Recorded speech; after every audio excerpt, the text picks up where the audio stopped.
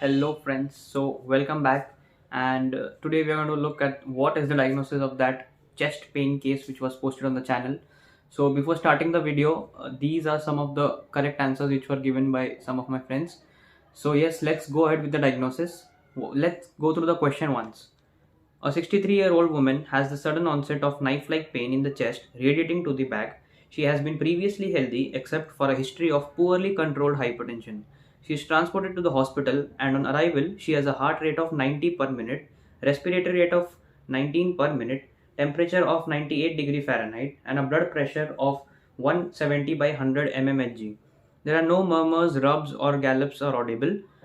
Chest radiograph reveals a widened mediastinum. Lab findings include creatine kinase of 55 units per liter, creatinine of 0.8 mg per deciliter, and glucose of 123 milligrams per deciliter.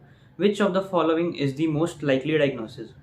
So yeah, looking at knife-like pain and a widened mediastinum. So a knife-like pain radiating to the back with a widened mediastinum.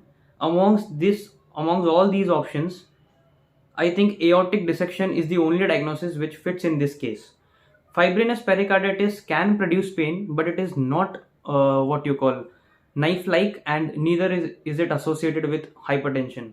Second, we have infective endocarditis. Infective endocarditis commonly does not produce pain unless a septic embolus, occludes the vessel and causes infarction.